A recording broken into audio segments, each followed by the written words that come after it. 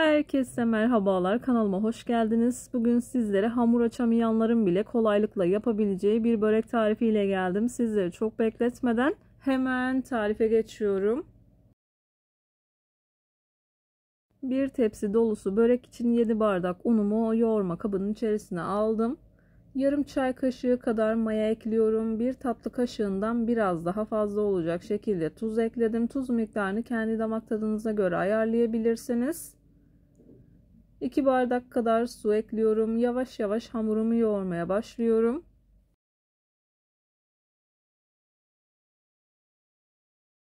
Suyu azar azar dikkatli bir şekilde eklemeye özen gösterin. Unun markasına ve kalitesine göre alacağı su miktarı değişebilir. Lütfen kontrollü ekleyin.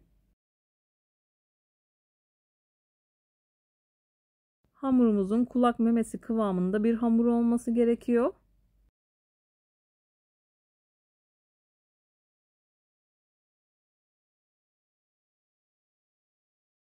Ben bu hamur için 2,5 bardaktan biraz daha fazla su kullandım. İlerleyen dakikalarda 3. bardaktan kalan suyu yakından göstermeye çalışacağım. Hamuru güzelce yoğurun, iyice toparladıktan sonra masada 4-5 dakika kadar özlü bir hal alıncaya kadar hamuru güzelce yoğurmaya devam ediyorum.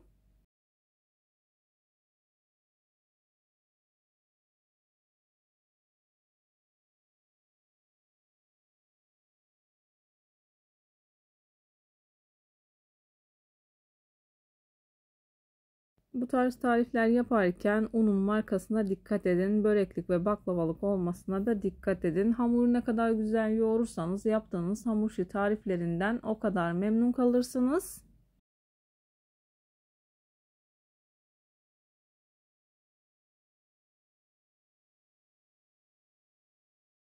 Hamurun kıvamı hafif masaya yapışan bir kıvam. Kesinlikle sert bir hamur yoğurmayın. Yoğun olduğu zaman açmakta zorlanabilirsiniz.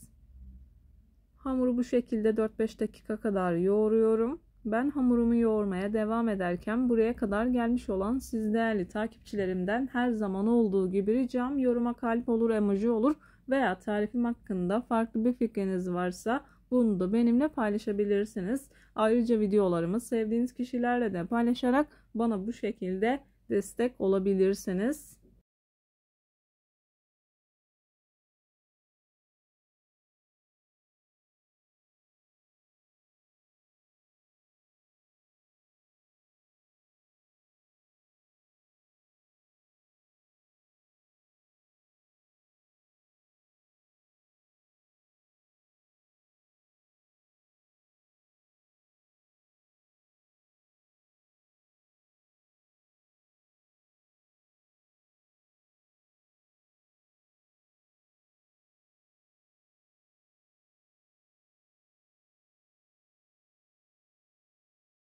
Hamur istediğim kıvama geldi. Pürüzsüz bir hale geldikten sonra buzdolabı poşetinin içerisine alıyorum. Yarım saat kadar dinlendiriyorum.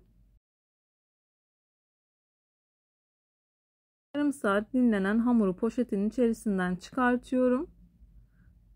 Göz kararı olacak şekilde parçalara ayırdıktan sonra bezelerimi hazırlıyorum. Bu hamurdan 7 adet beze elde ettim. Masanızın küçüklüğüne göre de ayarlayabilirsiniz. Ayrıca isterseniz farklı şekillerde de yapabilirsiniz böreğinizi. Ben iç malzemesi olarak patatesli yapacağım. Sizler dilediğiniz malzemeyle bu böreği yapabilirsiniz.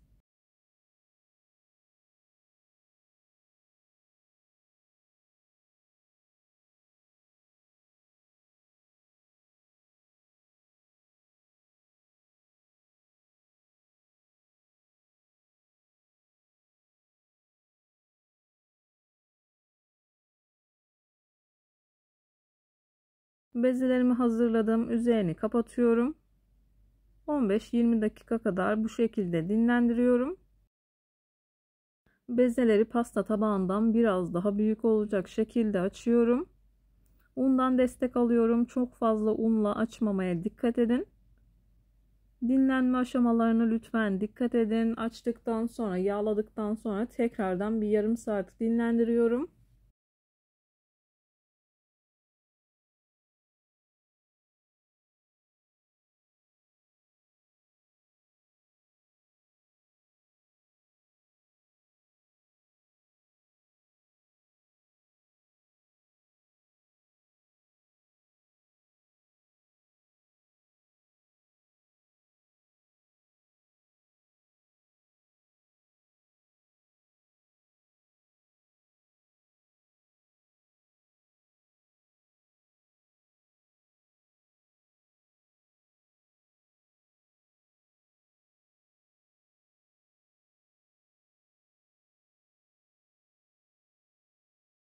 Hamurları ben sadece sıvı yağ ile yağlıyorum. Dilerseniz 50 gram 100 gram kadar tereyağı eritip karıştırabilirsiniz. Veya hamuru açtıktan sonra lezzet vermesi açısından biraz tereyağı serpiştirip o şekilde de yapabilirsiniz. Uygun bir servis tabağının içerisine sıvı yağını sürdüm. Hamurları tek tek yağlıyorum.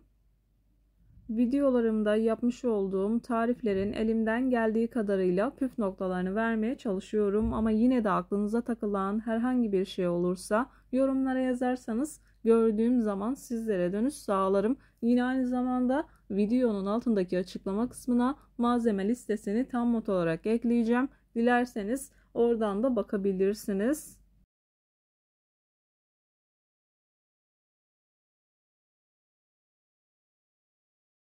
Hamurlarımın hepsini tek tek yağladım. Üzerini streçle kapatıyorum. Yarım saat kadar dinlendiriyorum. Mayalı olduğu için çok fazla dinlendirmemeye dikkat edin. Bu arada patatesimi haşladım. Patatesleri eziciyle eziyorum. Yaklaşık 1 kilo kadar patates kullandım.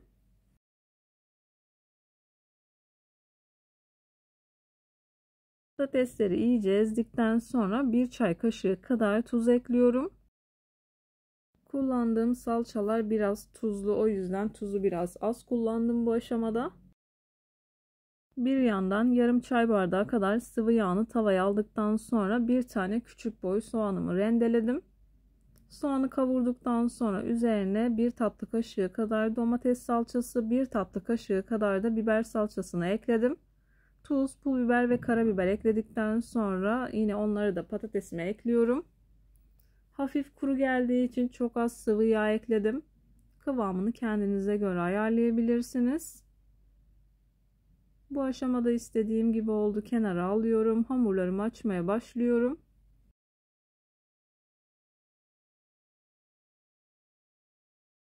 Tabağın dibinde biriken yağı masaya döküyorum. Masayı güzelce yağlıyorum.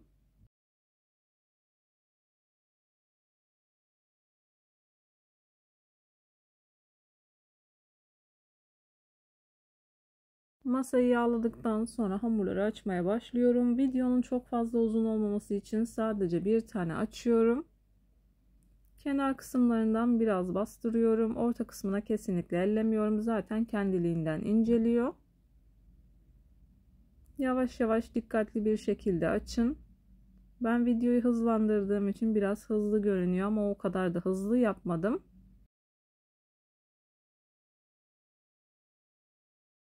Ufak tefek yırtılmalar tabii ki de olabilir. Hiç önemli değil, zaten sardığımız için arada kayboluyor. İç malzemesinden bol bol koyuyorum. Dediğim gibi dilediğiniz iç malzemeyi kullanabilirsiniz.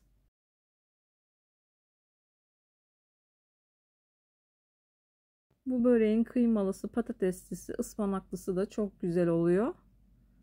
Videolarımdan bakabilirsiniz. Birçok hamur işi tarifine kanalımdan ulaşabilirsiniz. Ayrıca çok sevilen, çok beğenilen, yıllardır siparişi aldığım içli köfte tariflerime de yine kanalımdan ulaşabilirsiniz. Tariflerimi gönül rahatlığı ile deneyebilirsiniz. Beğenmediğim, defalarca kez uygulamadığım hiçbir tarifi kanalımda yayınlamıyorum.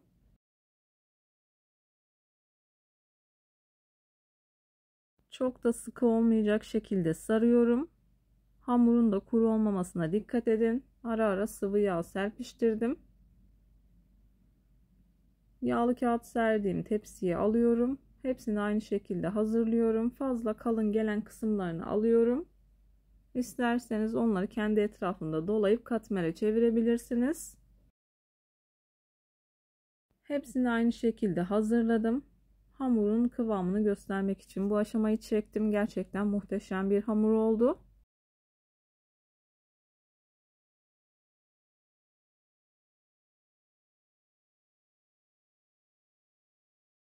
Böreği hazırladıktan sonra bir 10 dakika kadar kendine gelmesi için dinlendirdim.